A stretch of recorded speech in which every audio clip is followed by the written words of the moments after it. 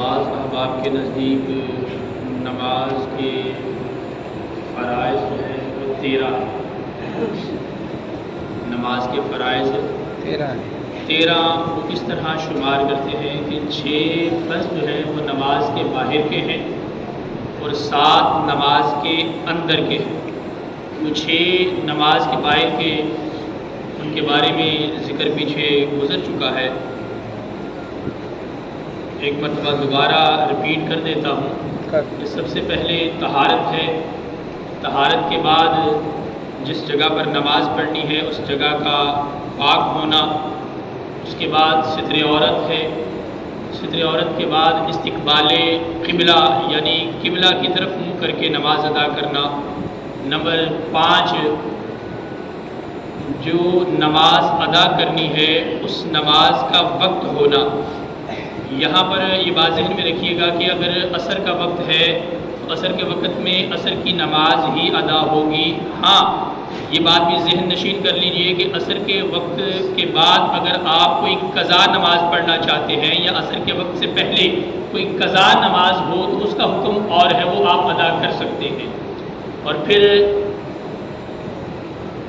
نماز کے وقت کے بعد نیت نمبر 6، یہ تو نماز کے باہر کی، ان کو شرائط بھی کہا جاتا ہے اور ان کو فرائض میں بھی شمار کیا جاتا ہے۔ اب جو نماز کے اندر کے فرائض ہیں سب سے پہلے ان میں ہے تکبیر تحریمہ، اللہ اکبر کہہ کے نماز میں داخل ہونا۔ نمبر 2 قیام کرنا یعنی کھڑے ہونا۔ کھڑے ہونے کے بعد پھر، اور اس میں بات ذہن میں رکھیے گا کہ قیام نماز کے اندر فرض ہے، فرض نماز، سنت، نفل کے اندر آپ کو رخصت ہے کہ آپ بیٹھ کر پڑھ سکتے ہیں۔ اور اسی کے ساتھ ساتھ یہ بھی ذہن نشین کر لیجیے کہ بغیر کسی عذر کے آپ فرض نماز بیٹھ کر پڑھیں گے تو وہ آپ کی نماز شمار نہیں کی جائے گی، کیونکہ اللہ تبارک و تعالیٰ نے جب ہر حوالے سے تندرستی عطا فرمائی ہے اس تندرستی کو غنیمت جانتے ہوئے کھڑے ہو کر نماز پڑھے، اس کا فائدہ زیادہ ہوگا، ثواب اجر زیادہ ملے گا۔ یہ دوسری بات تھی قیام، کھڑے ہو کر نماز پڑھنا۔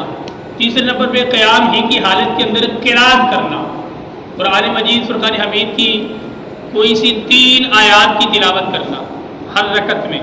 اور بعض کے نزدیک وہ ایک آیہ کریمہ کا بھی ذکر آیا ہے کہ بعض ائمہ یوں فرماتے ہیں کہ ایک آیہ کریمہ بھی آپ قیام کی حالت میں پڑھ لیں گے تو وہ آپ کا قرات جو ہے وہ نماز کے اندر وہ فرض آپ کا پورا ہو جائے گا۔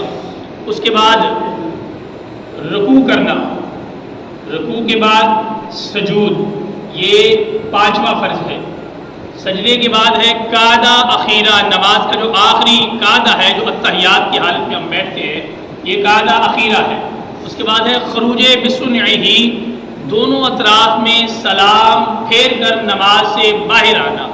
یہ 7 فرائض ایسے ہیں کہ جو نماز کے اندر کے ہیں۔ اس سے قبل جو 6 فرائض کا ذکر کیا تھا وہ نماز کے باہر کے ہیں۔ اگر ان میں سے کوئی بھی ایک نہ پایا گیا تو آپ کی سرے سے نماز نہیں ہوگی۔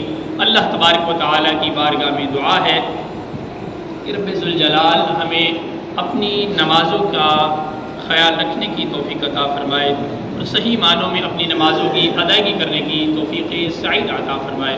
آمین بجاہ النبی الامین۔